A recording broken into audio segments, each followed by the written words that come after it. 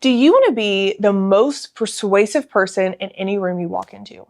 Do you want to command that attention and respect immediately, whether in an in-person or virtual environment?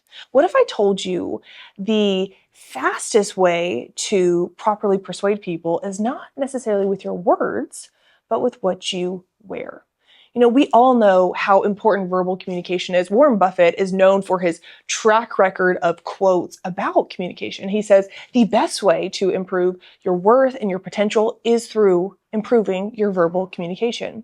He says communication is how you transfer your brain power, right? Like so many of you are walking around with ideas and ways to help people, right? Like you see people walking around with a problem that you know in your mind that you can solve, but you have this problem transferring that with your communication. But if you could, how much better would your life and their life be? So we know how critical communication is. But I read a quote probably about a year ago, and it said, it's from Gregory Stone, and it says, appearance is at least as important in establishment and maintenance of the self as verbal communication. Appearance is at least as important in the establishment of yourself as verbal communication. So when I read that, I was like, oh my gosh, I have been studying communication and sales and persuasion for years. And if there's a way to leverage all of this work that I've done by changing the way that I present myself and changing some of the things that I wear, why wouldn't I go all in on that?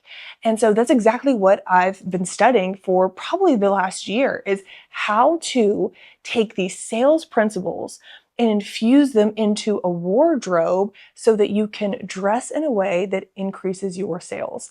If you don't know me, if you're new here, my name is Macy McNeely, and I'm one of the sales girls. And we take women who have a mission in their heart and turn them into women on a mission because they can communicate their mission. And a byproduct of that is outrageous financial success through persuading for good. So to be clear, I'm not a style expert at all. It's definitely an interest and something I enjoy and something I've been studying, but I'm not an expert. I am a sales, persuasion, and people expert. So I'm learning and I am experimenting a lot with these principles right alongside of you.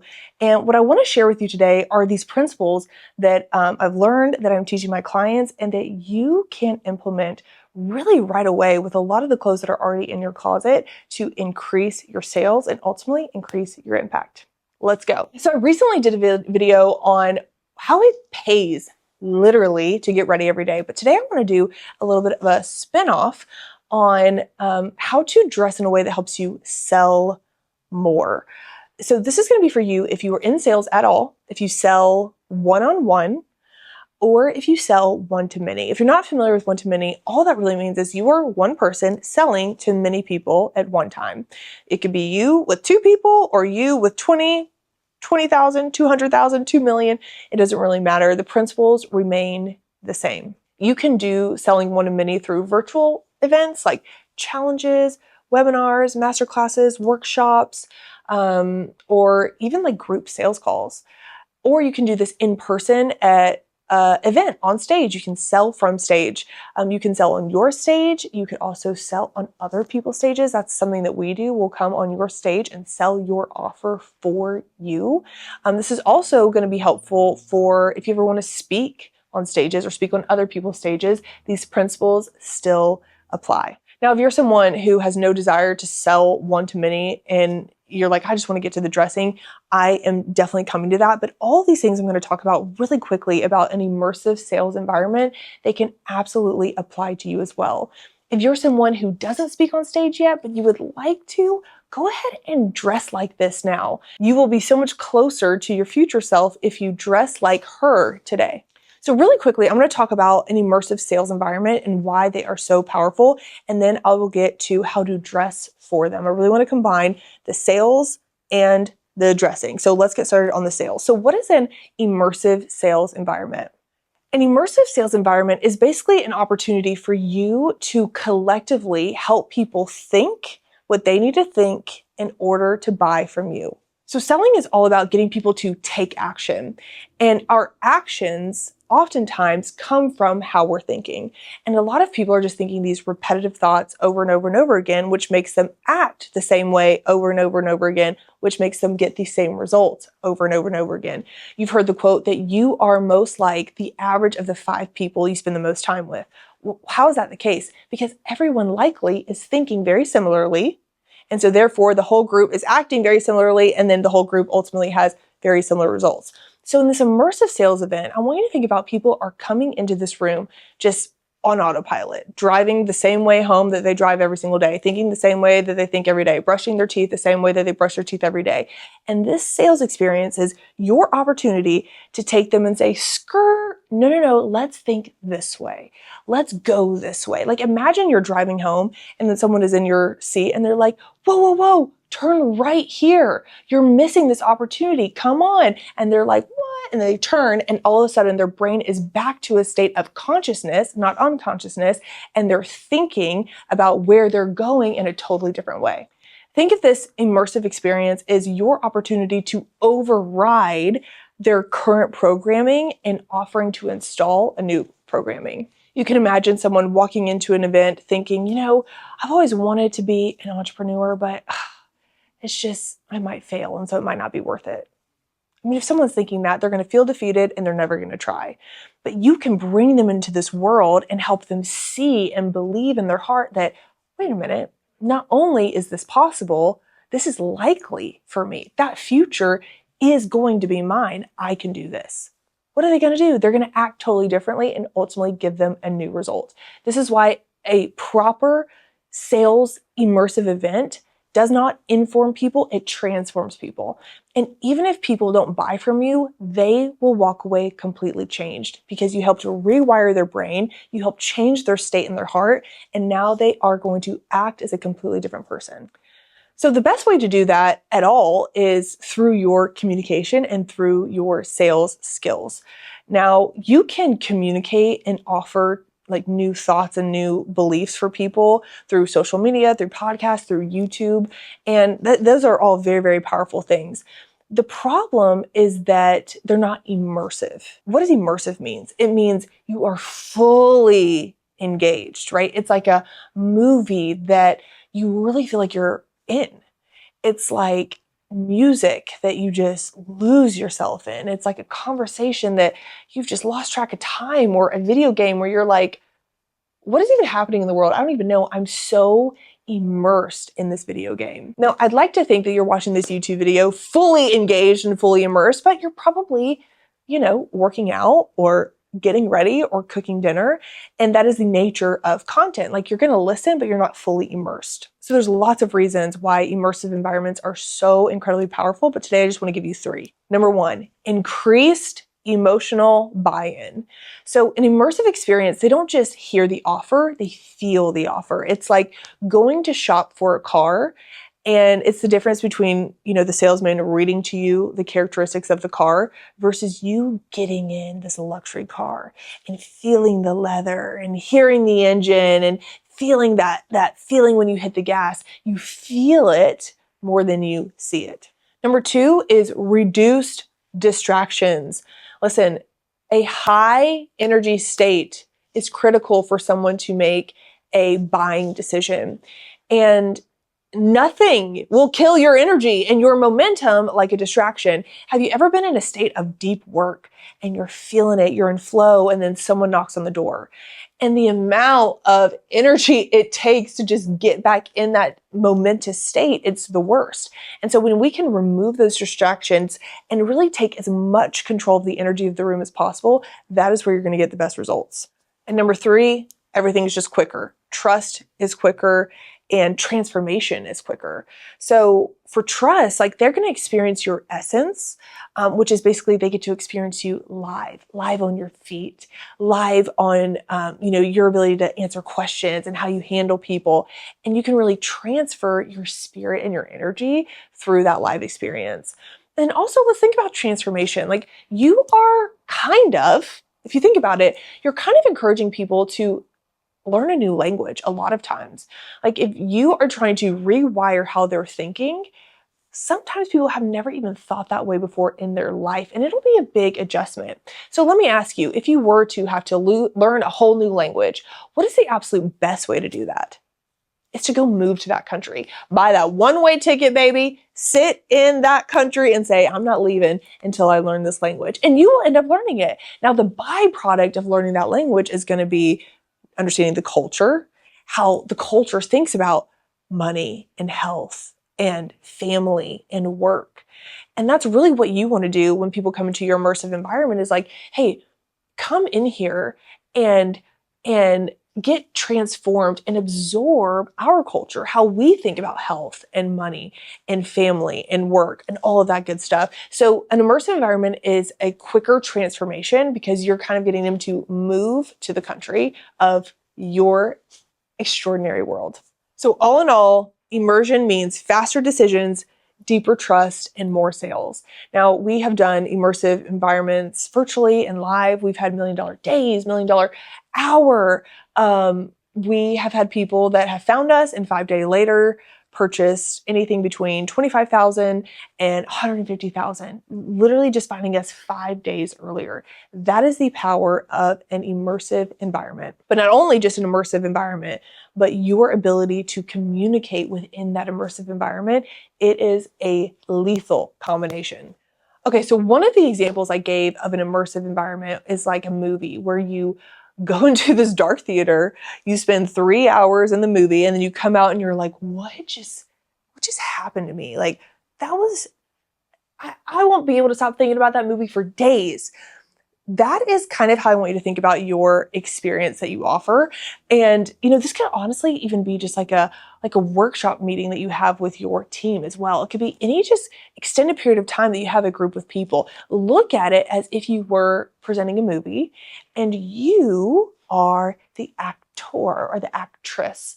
And just like actors use costumes to help project an accurate representation of the character, you can also use costumes or props to help your audience think accurately about you. So today I want to share with you principles of how, like human nature, and also how to dress in relation to those principles of human nature. What are principles? They're basically rules that you can live by, or they're like a lens that you can see the world through. My favorite thing to learn about and to teach with are principles. Why? Because they're timeless. This is why I love sales so much, is because it is a timeless, transferable skill set. It is not a tactic. It is not a trend. It is something that when you have it, you will use it for the rest of your life. And so for that reason, I will be teaching based on principles when it comes to dressing. I will not be sharing trends at all. I'm not even going to be showing you any clothing, because these principles, when you think and dress and shop with these principles in mind, you will know what to do. All right, the first and quite literally the most important principle is going to be comfort. Your comfort in what you wear is the utmost importance, because there's been studies that show cognitive ability increases when you're comfortable in what you're wearing. They did a study on people who basically wore uncomfortable clothes versus comfortable clothes and went and took a test. And the people that wore comfortable clothes did significantly better. Now, it's important to mention here that everyone's version of comfort is going to be different. Like, I actually would be less comfortable in pajamas than in like what I'm wearing today if I were to go take a test. And I also want to point out that you will potentially be slightly uncomfortable if you are dressing as your heroic self, if you're dressing as your future self, because you'll be like, man, this doesn't feel quite like me. And that's okay. If you don't know what I'm talking about when I say heroic self, watch the It Pays to Get Ready video. I'll link it in the description below. But just know that your comfort will increase in that heroic identity. So just continue to wear it, put it on in different parts of the day, or maybe just like in your house, and develop the comfort within those outfits. All right, there are 2 things you want to consider before you are getting dressed to sell something, whether it's one-on-one or in a one-to-many setting. Number 1 is the audience, and number 2 is the brand. So clothing is a tool of communication.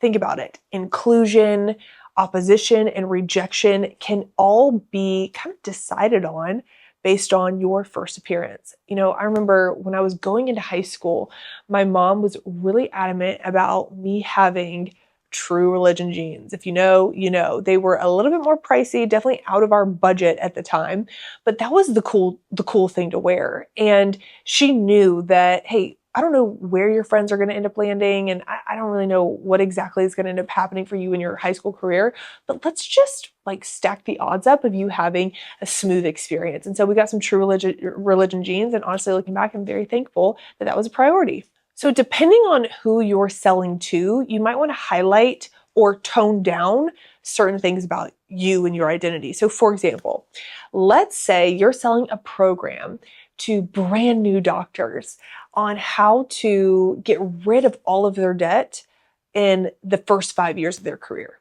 I don't even know if that's possible. It's just an example. And so you're presenting to a group of honestly broke college med students.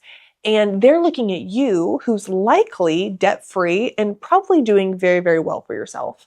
Now, there's a very good chance that if you're doing very well for yourself, you have some really nice luxury type things. And that's amazing. I am applaud that.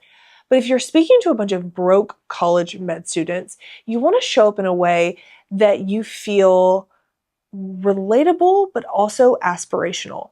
If you're too relatable, then they'll look at you and be like, can you even help me? But if you're too aspirational, you'll feel so far ahead that they feel like they can never catch you. So you want to dress right in the middle, that perfect intersection of relatability and aspirational. This is very easy to do with your audience because you know who they are, and maybe they already aspire to be like you, and so you already kind of know how to dress to do that, to inspire them. But hopefully your immersive experiences or your sales conversations are with people that don't know who you are. They're new leads, they're new eyeballs. And so you just want to always be aware of, okay, who's coming in the room?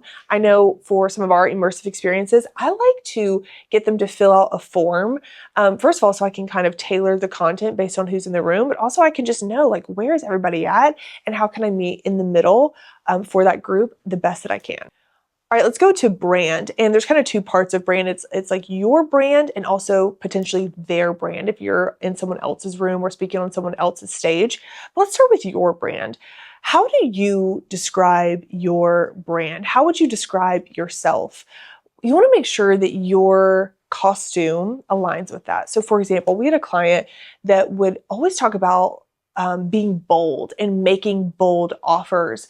But nothing about her wardrobe was bold. She always wore, neutral lipstick, neutral clothing, and that's totally fine. But I really wanted her to wear these bold elements in her wardrobe that matched the words that were coming out of her mouth. So whether it was a red lipstick or a bigger earring, just something a little bit more bold to align with her. Maybe more feminine is kind of the vibe for you. I know we have women in our mastermind who do a lot of hormonal work for women, whether they help them get pregnant, help them track their cycle, anything like that.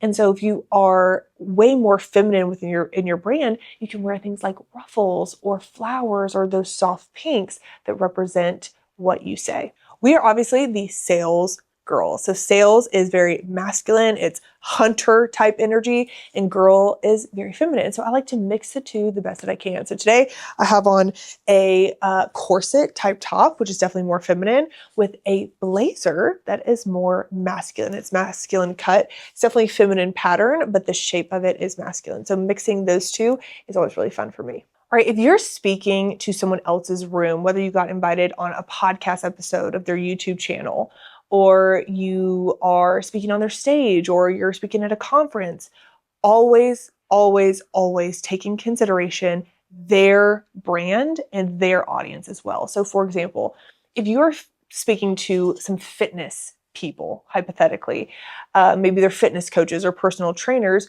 you might kind of wear some of your fitness elements that you wouldn't normally wear, like a Garmin watch. I would never wear my Garmin watch, just day to day. But if I'm speaking to a bunch of fitness people, I might throw that on. If I'm speaking at a marriage conference, hypothetically, I'd dress much more understated and very, very conservative. Let's say I was speaking at a beauty conference, like a bunch of hair and makeup artist there. I would up my hair and makeup game. I might actually get my hair and makeup done to show them that I value that as well. Now, some of you are probably watching this and you're thinking, no, you should be authentic to yourself. And I, of course, agree with that. But for me personally, like being authentic to myself in the way that I dress is not the most important thing to me. I am willing to die to myself for the purpose and for the point of my information being transferred to them and landing to them. The point of me being on stage in any capacity is to transform other people. And if that means dressing or changing my wardrobe or changing my look to be able to do that better, I am so incredibly willing to do that. Now, if you're wondering, how do you know, like maybe you got invited to speak at a conference, but you're like, I don't really know like who's going to be there and how it's going to, the vibes, like how can I gauge that if I don't know what room I'm walking into? And the best way to do that is to look at the leader. The pace of the leader is the pace of the pack. If the leader is more casual naturally, the crowd is going to be casual. If the leader is much more elevated and maybe they wear a lot of luxury things, the crowd will also do that as well. It's really crazy. I started doing in-person events, I think it was like 2016 or 17. And I remember all these women coming in, and they were all women, not by choice at the time. It just kind of happened to be the case. They all had the same purse. They wore similar clothing. They had similar hair, similar like makeup. And I just looked around and I was like, man, all these women look the same. What is going on here? And then I realized they all looked like me. And that was the moment that I was like, wow, like you really get who you are, whether you want to or not. That is very natural to happen. And I've been in a ton of different rooms and a ton of different conferences, and that has proven true. Whatever the leader kind of wears, typically the crowd will be a reflection of that, maybe a couple notches less, like less dressed up, less luxurious, just a few notches down, but they're very similar to the leader. So what I like to do is I like to match the leader. I just might be 2 steps overdressed than they are. I think it's just always a good thing to err on the overdressed side versus the underdressed side. Now, I want to tell you the human nature principle here of why this is so important. It's called the similarity attraction effect, which basically means people are drawn to others that are similar to them. And there's a few reasons here. Number one, familiarity is what the brain loves. It loves predictability. It helps it really relax. It's also an ego boost. So people like other things about other people that they like about themselves. So back to the hair and makeup artist. Likely, if you're a hair and makeup artist, you value your own makeup and you like the way you do your own makeup. So if I up my makeup game and they see me and they see that I care about that, then they're going to like me even more because it's something that they care about themselves. Also, easier connection, and then the tribal part of the brain kicks on. We're tribal human beings. We like to be with other people that we feel comfortable with. And so signaling with those different props allows people to see you and think, okay, you're safe here. You're one of us. All right, the next principle that you want to think about when you are dressing to sell is to do everything you can to keep their attention up. So we want to keep attention around your face as much as possible. And you can do that with accessories. Another thing that's really cool about accessories is that it can also increase the perception of authority that you have. So I learned this from House of Color. House of Color is a color consultant service. You can look them up. There's likely one local to you. And it also does style consulting. And so I learned so much about these principles of style through House of Color. And one of the things that they talked about was how more accessories, more points of interest, as they call it, makes you seem to have more authority. And they compared it to Native Americans and how I actually did some more research right here. It says, in many Native American tribes, wearing a headdress was a symbol of high status, leadership, and great respect. It says it wasn't something that just anybody could wear. It had to be earned through acts of bravery. And headdresses represents honor, leadership, wisdom, and experience. So when I learned these concepts, okay, I want to collect jewelry that can act as points of interest to put around my face, like earrings and necklaces and rings and bracelets. but I also want there to be symbolism with it. Like I want it to feel earned, right? Not just given, but earned. And so now I buy jewelry and accessories when certain milestones in my life were hit. So for example, this Rolex right here, I got it when we hit our very first $1 million quarter. And what's cool is that, jewelry it's already naturally drenched in symbolism, and it's an amazing conversation starter. But people will comment on my watch and they'll say, I love your watch. That's such a cool model. And I'll say, thank you. I got it when we hit a very amazing milestone in my business. And, some people might want to ask you about your milestone. Some may not. And either way is great, but it is an awesome conversation starter. And also people get to learn so much about you in an instant just from a piece of jewelry. Speaking of watches, wear a watch if you don't. Studies show that people who wear watches show up to places on time, even if they don't use the watch to tell time. People who wear watches have a lot of kind of conscientious characteristics, and wearing a watch naturally helps you have those as well. Another really amazing thing to add into your collection are hair accessories. I'll put an example of one on the screen right here. I'm actually working towards collecting some that I really like. I don't have any yet, but I learned that tipping behavior was studied, and they found that waitresses, or I should say a waitress that wore a flower in her hair was tipped much more than that same waitress who did not wear a flower in her hair. So wearing those hair accessories are really amazing because they do a couple things. They add points of interest. They keep attention up towards your face. They are another accessory, and they likely will keep your hair out of your face as well. I find that when you keep your hair out of your face and kind of put it up a little bit, especially if you're selling, it just kind of signifies activity. So think about if you were to think, man, I got to get to work. What would you do? You put your hair up, right? It's a sign of, oh, I'm about to take action. Let me put my hair up. And something about you having your hair up, it just keeps it out of your face. You're able to make more eye contact. It's a point of interest. It helps people also feel like they want to take action. And also you can put a hairpiece in there. So that's always a good thing. Lipstick, lipstick, lipstick, lipstick.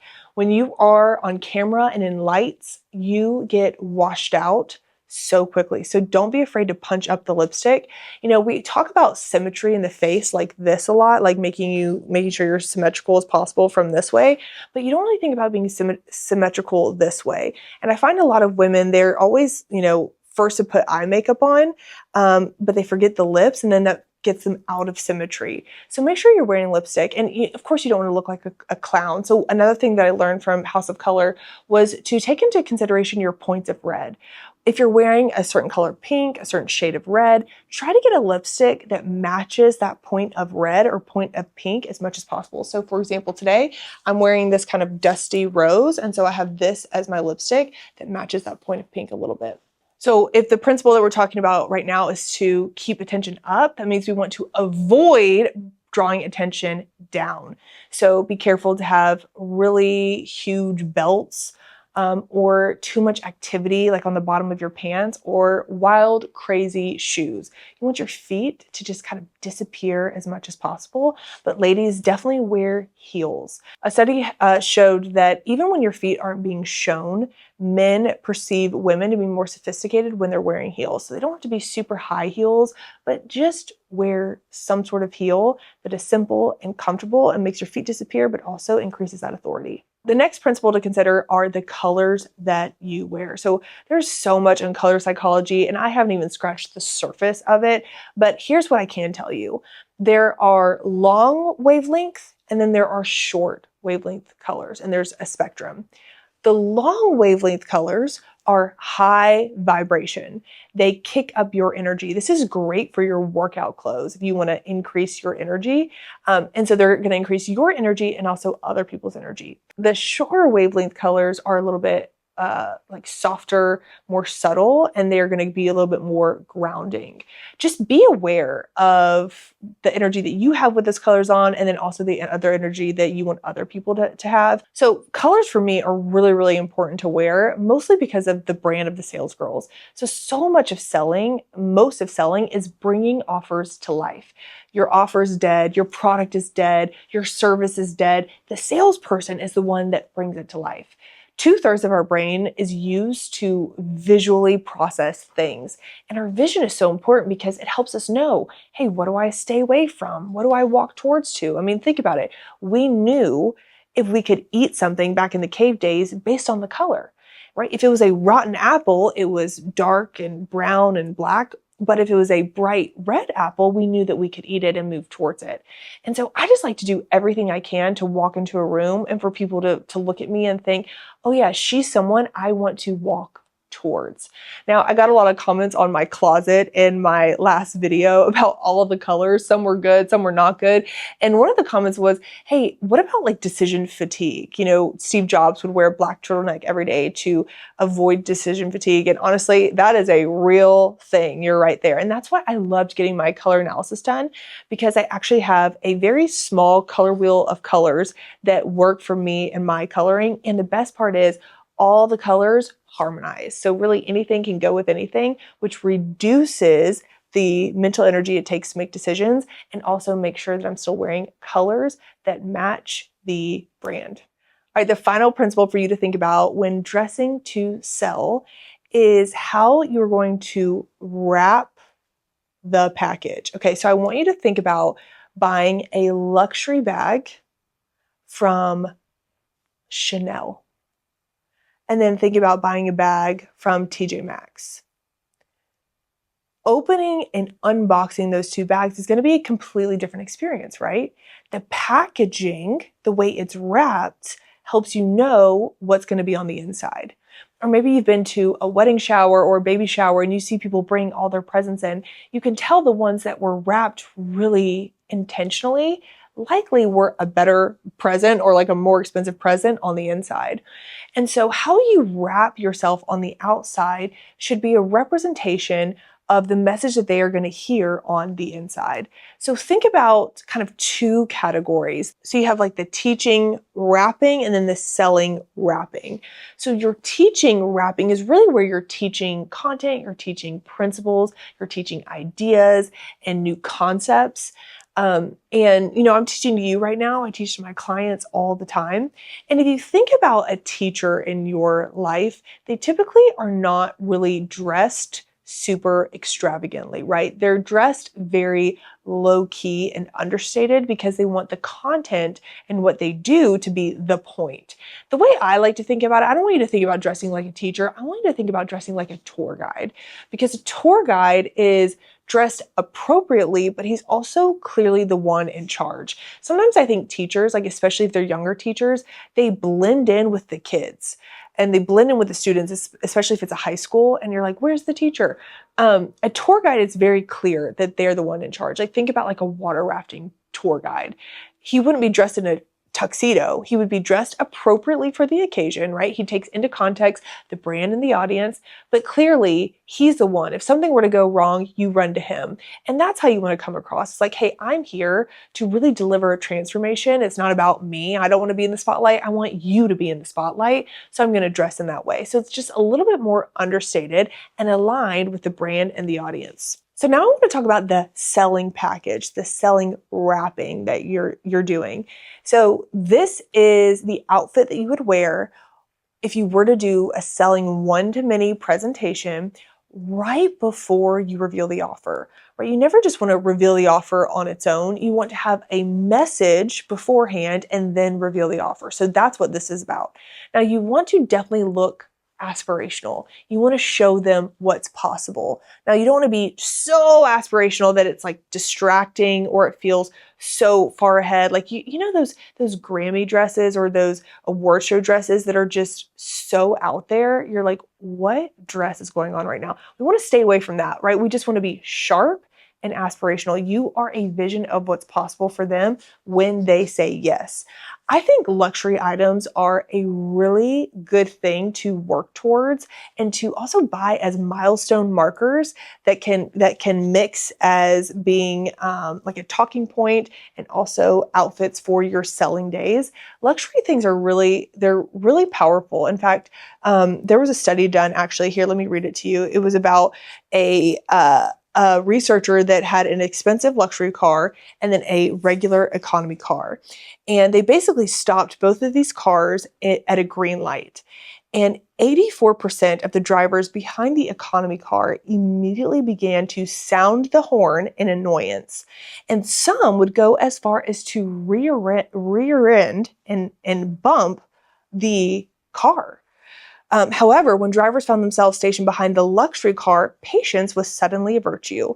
In this case, 50% of the drivers waited behind the luxury car in silence until it drove off, failing to sound their horn even once.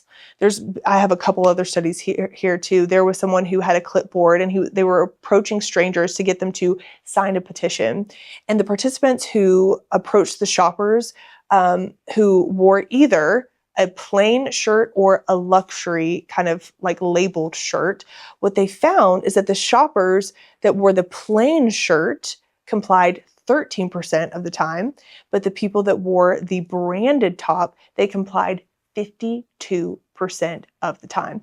Why is this? Well, I have my, hunch. I think that luxury items can come across as powerful and like they have an authority. I think also the halo effect comes into effect, which basically means if you are coming off as someone that is like well paid or that does well for themselves, likely people will go ahead and assume that you have other positive characteristics. So someone that does well for themselves likely, not always, of course, this is super general, but not always, like they're disciplined. They, help a lot of people. I know growing up, my dad always told me, oh man, if they have a lot of money, they help a lot of people. I know not everybody has that belief, but there's a study done that if you are seen as well paid or that you do well for yourself, the halo effect comes into place or comes into effect and people start to assume that you have other great characteristics about you.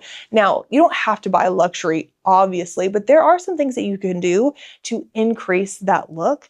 And one of those things is well-fitted clothes. Well-fitted clothing, actually, there was a study, well-fitted clothing, people view you as more confident, more successful, more flexible, and better paid.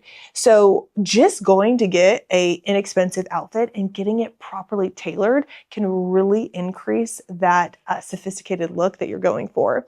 Another thing that's important when you're selling is to wear layers. Studies show that people who wear layers are perceived to be more competent than people who wear few layers or no layers at all. I thought that was really, really interesting. And lastly, colors. You want to make sure you're on that shorter wavelength part of the spectrum and you're wearing those more grounded colors. You want to come off very level-headed when you are presenting your offer. And those grounded colors are going to ground you and ground other people. So colors like espresso, navy, dark green, maroon, dark violet, those are all amazing options for when you are selling offers.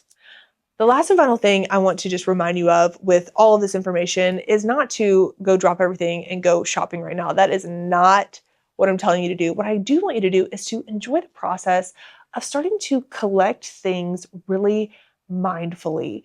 One of the things I like to think about is this something that I would want to pass down to my daughter-in-laws? And so as I'm working to milestones and as I, get a new accessory, a new piece of jewelry, a new purse or a new pair of shoes to be able to use to leverage my sales, I always think about it as a collector's item that I get to pass down for generations to come.